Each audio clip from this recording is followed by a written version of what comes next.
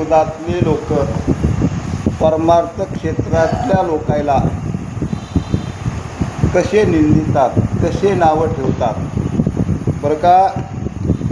घरामध्ये काय देव नाही का? घरी राहून देवाची पूजा का करीत नाही? वनामध्ये का जातात आणि वनामध्ये जाऊन तप साधना का करतात? मग वनामध्ये ससे, म्हशी, हरिणे, अनेक प्रकारचे पशु आहेत. मग वनामधले जे पशु पक्षी आहेत त्यांना देव प्रसन्न झाला असता, ते वनामध्येच आहेत ना. मग घरामध्ये राहून देव प्रसन्न करून घ्यायचा आहे, घरामध्ये झाला असता, मग हे वनामध्ये का जातात? मग तिथं मग पशुपक्षी अनेक असणारे पशु आहेत, मग त्यांना देव का प्रसन्न झाला नाही? मग ह्याला कुठला होईल? अशा प्रकारे परमार्थ क्षेत्रातल्या विरोधातले लोक परमार्थ क्षेत्रातल्या लोकाला निंदितात किंवा नावं ठेवतात, अशा प्रकारे सांगतात. घालोनियासने देव भेटता जरी ध्याने, तरी बकाची बापाळी गणे, कायात तक्षणे उद्धरती, कायात तक्षणे उद्धरती. वनामध्ये जातात आणि आसन घालतात आणि आसन घालून बरं का देवाचं चिंतन करतात किंवा देवाची साधना करतात. एकाग्रता त्या ठिकाणी करतात. मग वनामध्ये बगळेत महाराज, बगळे, आणि ते सुद्धा एकाग्रतेनं थांबतात महाराज. मग त्यांना देव प्रसन्न झाला असता ना.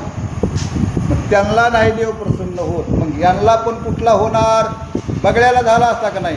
बगळ्याची सुद्धा साधूसारखी एकाग्रता आहे महाराज बरं का. साधूच्या विरोधात बोलतात, ते साधूची निंदा करतात. बगळ्याची सुद्धा एकाग्रता आहे, पण तो मासा युक्त एकाग्रता आहे. मासा आला की तिथं साधुत्व संपतं आणि असाधुत्व निर्माण होतं. आणि तशा पद्धतीने हे बगळ्यासारखे जाऊन बसतात. त्यांना नसता का देव प्रसन्न झाला?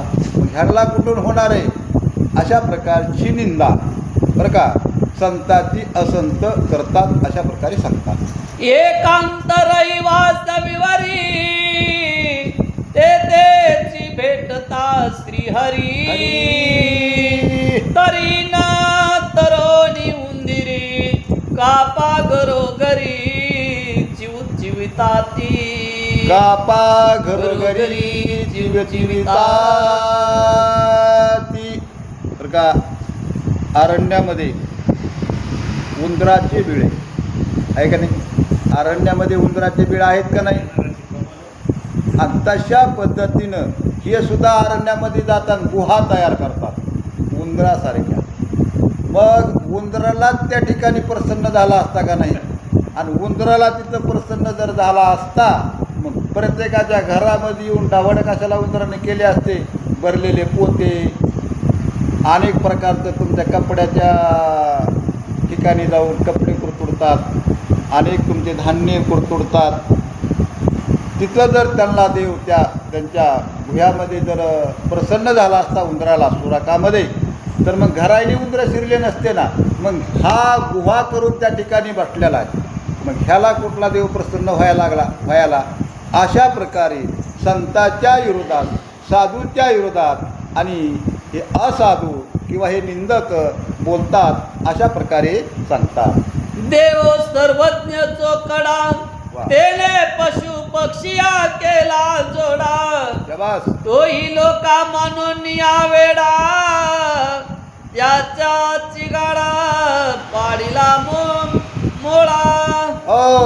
देव सर्वत्र आहे महाराज. देव सर्वत्र, ह्याला ज्ञान आहे महाराज. देव कसा आहे? सर्वत्र म्हणतो.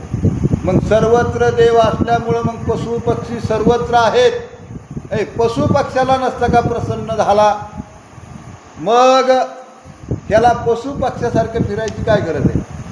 त्यांना जर प्रसन्न झाला असता का नाही? हा पशु पक्ष्यासारखाच फिरायला लागलाय ना.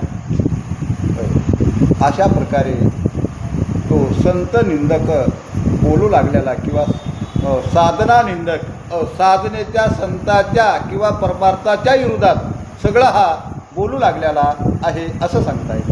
आनंदा उपस्थ एकायतन हे देवाचे वेद वचन तेही न मानोनी अज्ञान त्यागाचे संपूर्ण मांडिती तंड. हो, देवाचं आनंद आयतन आहे महाराज. देव आनंदामध्ये असतो. आनंदाचं आयतन म्हणजे आनंदाचं घर देवाचं आहे. ज्या ठिकाणी आनंद आहे का तिथं देव असतो. अनंत आयतन म्हणजे आनंदाचं ठिकाण. ज्या ठिकाणी आनंद आहे, ज्या ठिकाणी समाधान आहे, ज्या ठिकाणी संतुष्टता आहे तिथं देवाचं घर आहे महाराज. चांगलं कळत आहे. हे साधू संत अतिशहाणा त्याचा बैल रिकामा आहे का नाही. अतिशहाणा त्याचा बैल रिकामा अशा पद्धतीनं.